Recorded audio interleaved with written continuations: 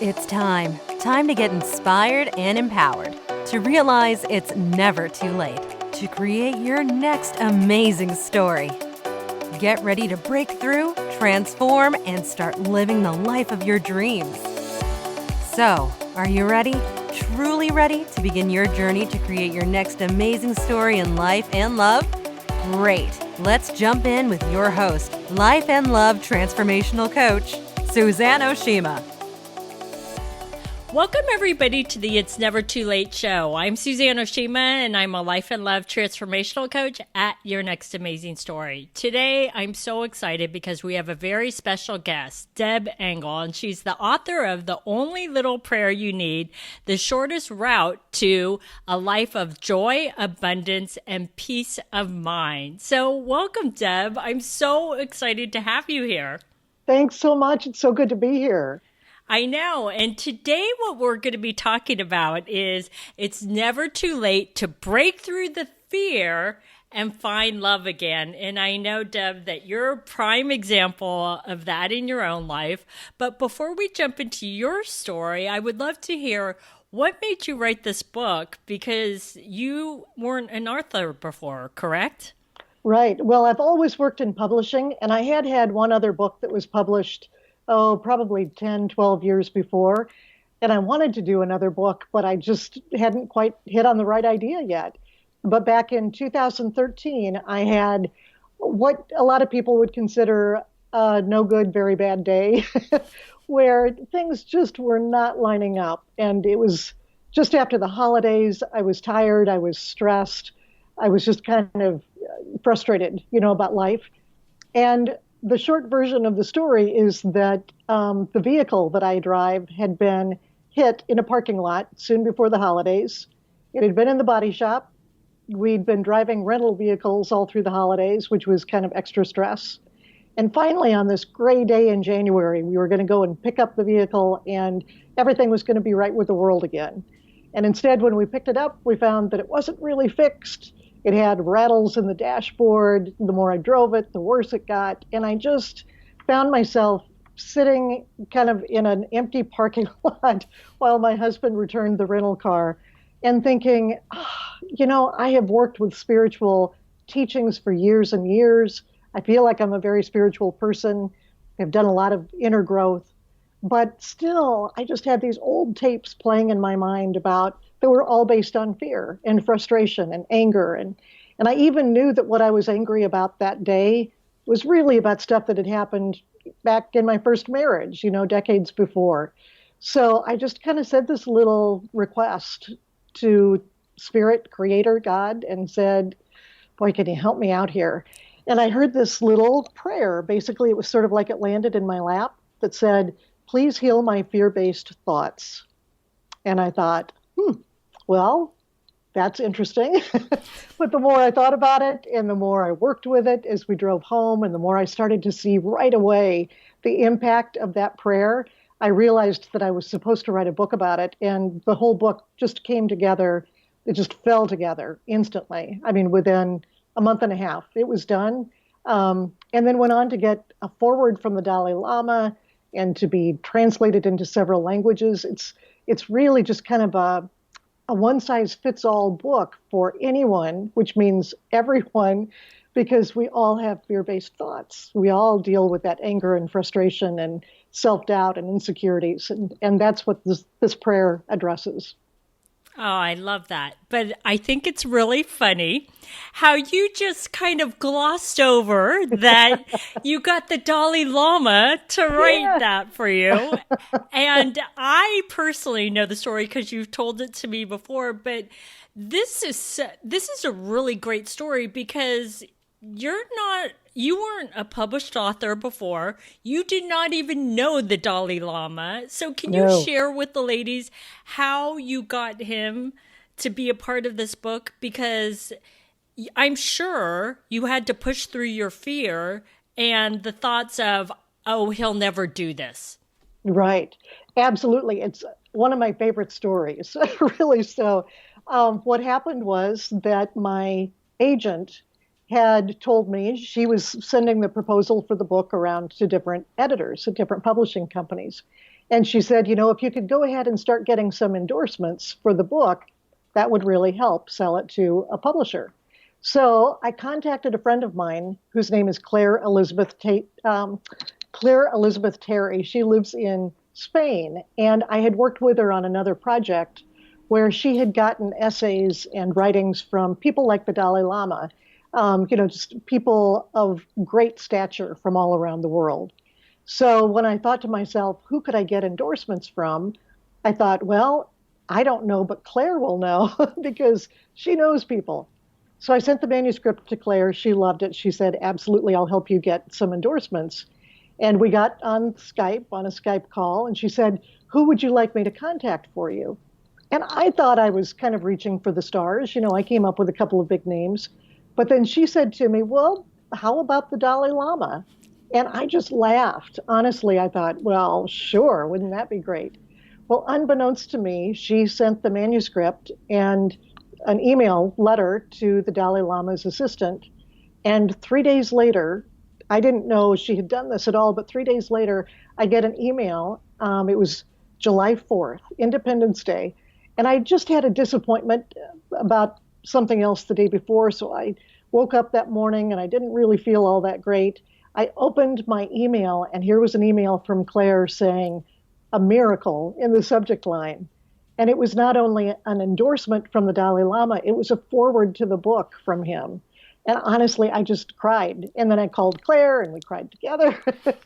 And it was just what you said. It was pushing through that fear, that inner question. I think one of the universal questions for all of us, whether we're writing a book or we're starting a company or we're starting a relationship or wanting to, it's that question of, am I good enough? Or who am I to think that this could work out for me? And that's why I had really dismissed the idea of even contacting the Dalai Lama. Fortunately, Claire believed in the book. Even it's not that I didn't believe in the book, but I didn't fully believe in myself.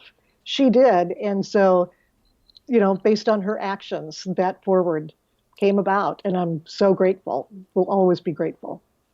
Oh my goodness. I love that story. And it's interesting because I love that you shared the thought process that you went through before that came to fruition because, I started thinking how a lot of times all of us, not just you, all of us tend to block ourselves before something even amazing can happen because we think, oh, that can't happen, so I'm not going to even try, right? And so Right.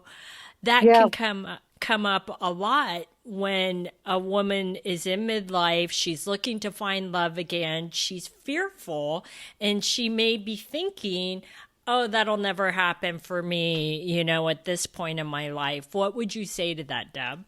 Yeah, I think it's so true because we take ourselves out of the game before we even give ourselves a chance to participate, to play. So, yeah, if women are feeling that, and I totally get it because I felt that exact same thing. I was married at the age of 21. That marriage lasted about 7 years, and then I was divorced and, went through a long process of really feeling the love for myself, getting to that place where I really felt ready for a relationship. So if you're feeling like it's not going to happen for me, or who am I to think that I could have the love of my life, please know that I've been there and I totally understand it. And I would say to you that, first of all, you are enough. Second, you totally deserve joy and all of the love that you want in your life. And third, even though it can be scary, even though it can feel really, there can be a lot of fear around it, we do need to kind of push ourselves, push that comfort zone just a little bit in order to say yes to the possibilities that something good can come into our lives. So really, I think it's so important just to pay attention to what are we telling ourselves?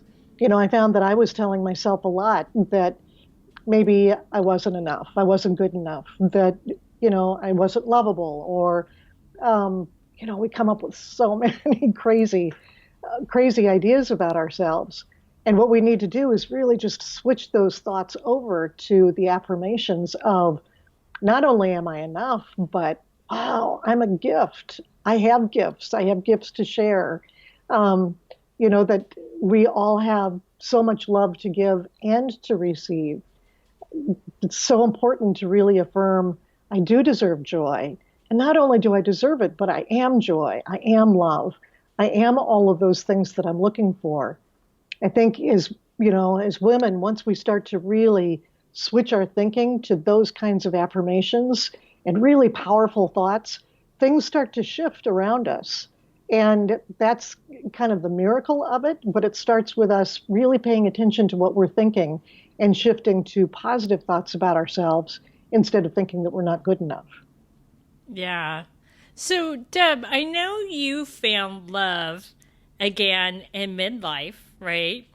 So, how did you go about in shifting that? Because it doesn't sound like it was always easy for you. It sounds like you came up against a lot of roadblocks or fear that held you back. So, how did you shift that? And tell us your love story, your second love story. Right.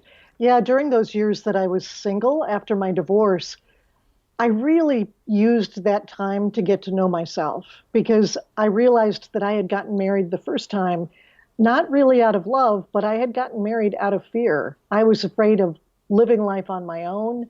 I was going to graduate from college and then have to create a life, get an apartment, find a job all on my own. And that was terrifying for me. So when there was this guy who, we were in a relationship and it seemed like, well, it would be really convenient to get married after college. But I did it even knowing deep down that it wasn't the right thing for me. So when I did get divorced and now I was on my own and needed to create a life for myself, I thought I really want to use as much time as I can getting to know who I am and appreciating who I am. Because honestly, we hear this over and over, but I believe it is absolutely true. We have to love ourselves first before we can fully love others or they can fully love us. So I started, just doing, having quiet time, prayer, meditation, walks in nature, just listening to the voice within myself and getting to know who is Deb and appreciating her. So what happened was, for a while I was still having the relationships that kind of mimicked my first marriage. I tell people I flunked relationships 101 over and over and over again because I kept attracting the same guy, just in a different body. So finally I got to the point where I realized, I'm not just a victim of all of these weird guys who are showing up in my life. I am attracting them because I don't trust myself. I don't love myself. When we really feel good about ourselves, we're going to attract the love of our life. So what eventually happened was I finally just got to the point where I realized I am ready. I think I've done the inner work.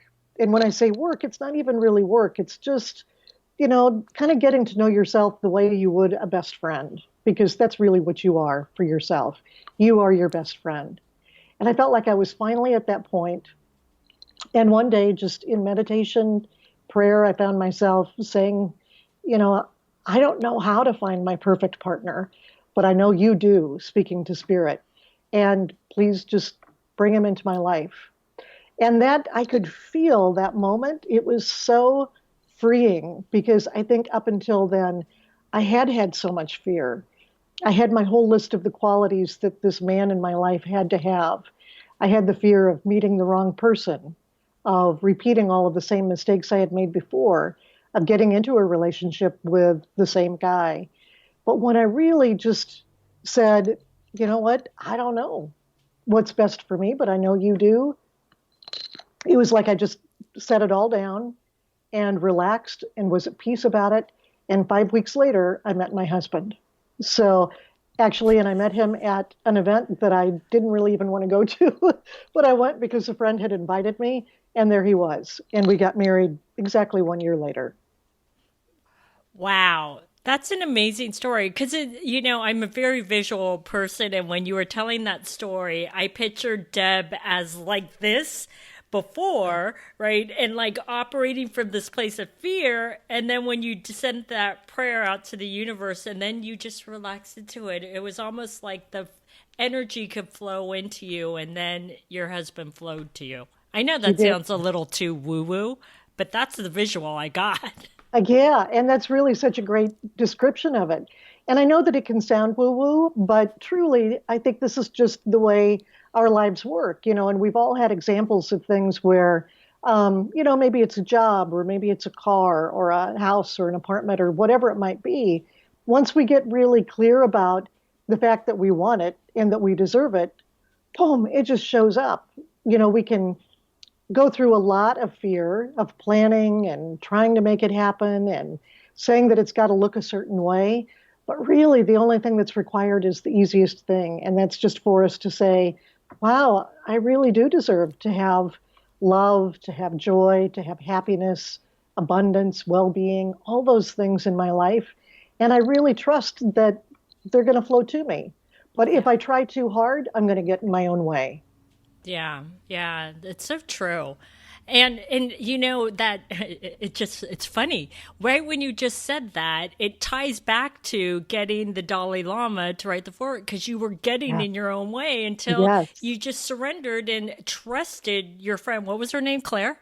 Claire, uh-huh. You just trusted her, the universe, and whatever's going to happen. And look what came back. Exactly, exactly. And it can happen so quickly. That's the other thing. And of course, there are no guarantees. And I think all of this, the timing in our lives is there for a reason. So, sometimes things can happen very quickly. Sometimes it may take a little bit longer, but it's worth waiting for when the perfect thing comes along. The Dalai Lama's forward, the man that you've been looking for your whole life.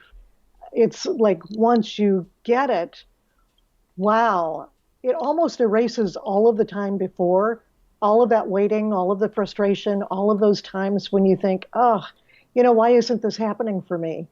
As soon as Yeah, it does happen, you just feel like, oh, of course. It couldn't have happened before now because this is the perfect moment. yeah. So Yeah. And let me. Oh, go ahead, Deb.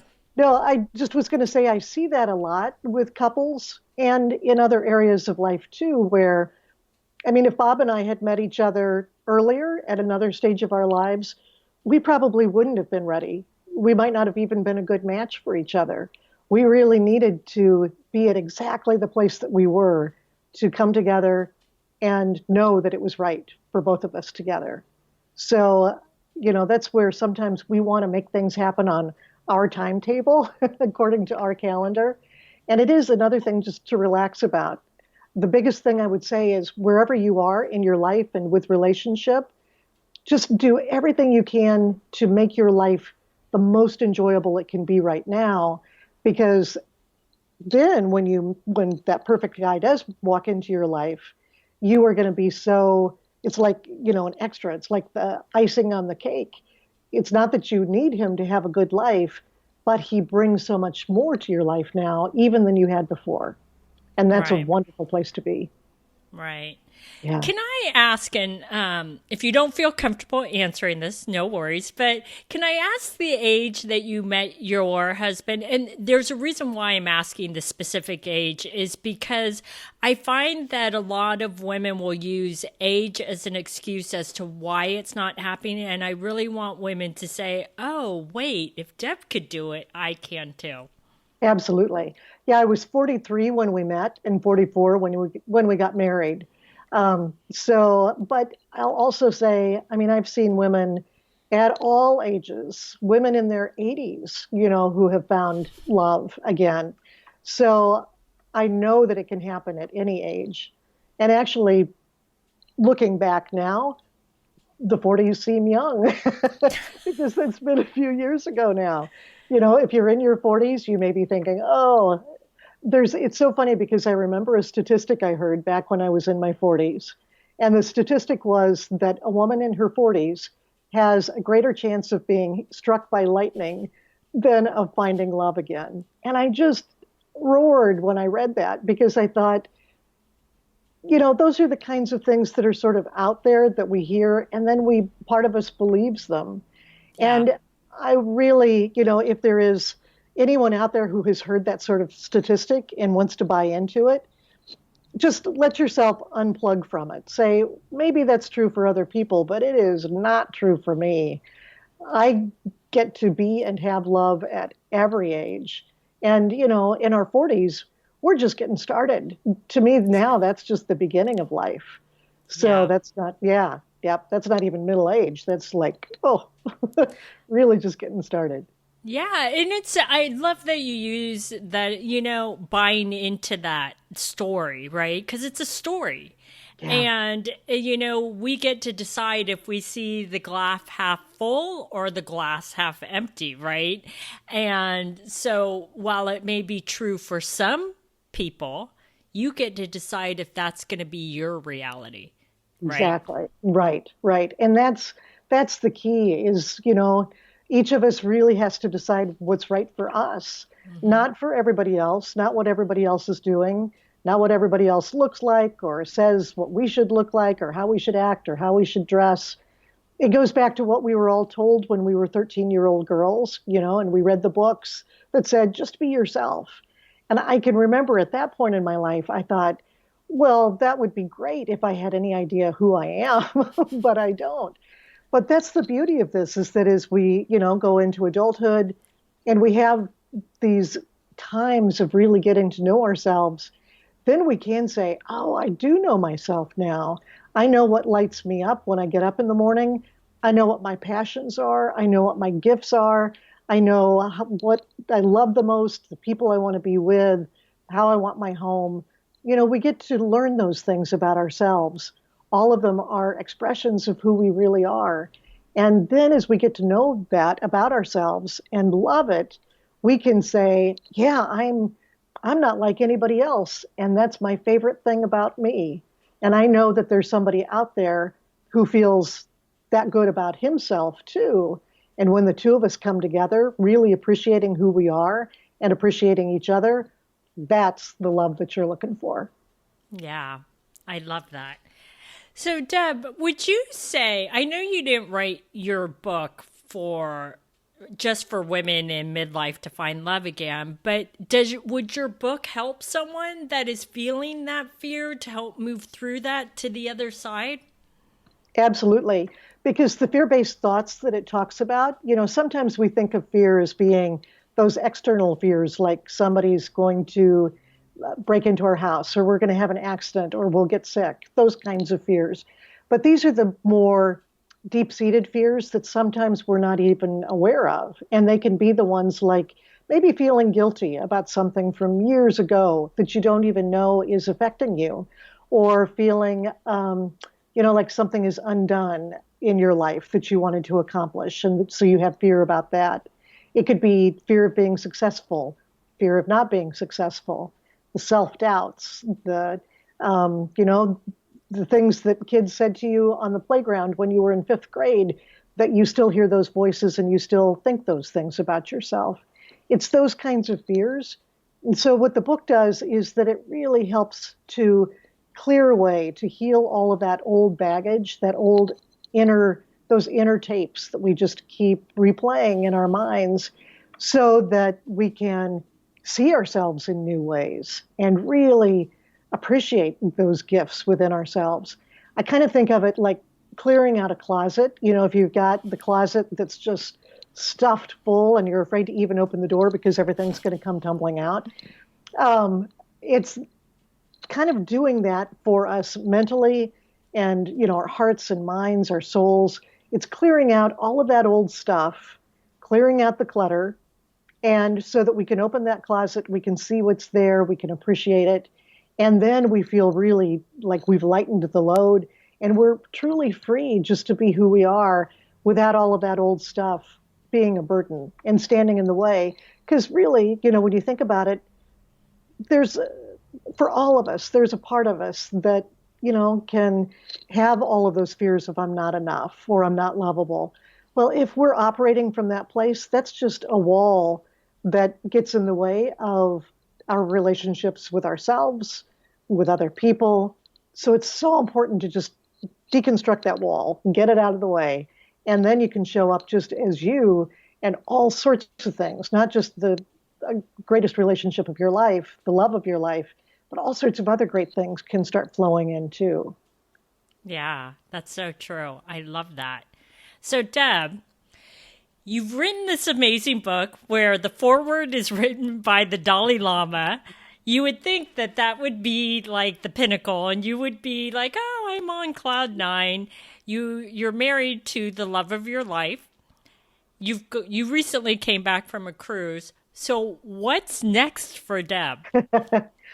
Um, it's such a great question because I truly credit that prayer with making space for new things to just keep coming in and keep coming in. So the cruise that I just came back from was a writers' conference because I mentor writers and do that with people whose work I've admired for years and years. So there are more cruises, more writing retreats coming up. I just had my first novel published. It's called 20. It just came out a few weeks ago. And so I'd like to write another novel. So that's kind of in the future at some point. I am working on another nonfiction book as well. There are just all sorts of things, that just keep coming in and keep coming in. So that's part of the excitement is that there are certain things that I want to create and really feel confident that they will show up in my life, that they will be created. And there's also, just like my husband, I knew that he was out there. I knew that he would show up at the perfect time, but I really didn't know when, how, where, or exactly what he would be like.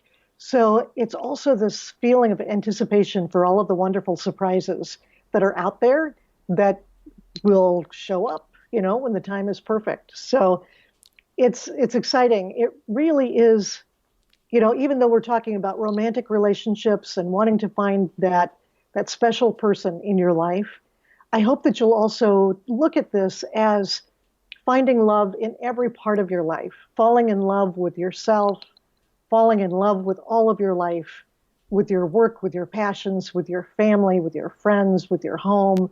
Fall in love with all of it because that's the place that when we are living from that, just more good stuff is out there and showing up for us all the time. And that's what I want for all of you. Oh, I love that you said that. And, I also, again, I'm such a visual person. The visual that I got of you, Deb, is that you already were creating this amazing life. And whether you found your husband, your second husband, or not, it honestly didn't make a difference. He enhanced it when you found it, but you were going to be okay whether or not you found him or not. And I just love how you became a writer and you wrote your first novel now, and you're just doing so much more. And you're living proof of my tagline where it's never too late. It's never too late Right. for anything in your life. Right. It's really true. Now I'm in my early 60s. And again, I still feel like I'm just getting started.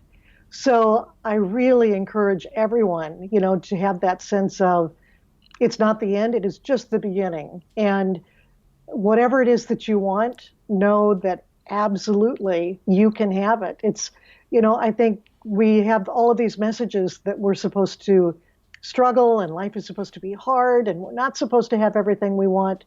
And I really want to encourage you to start flipping that over to I do deserve to have everything I want. I get to be like a kid in a candy store and say, I want that and want that and want that, and know that you deserve it all.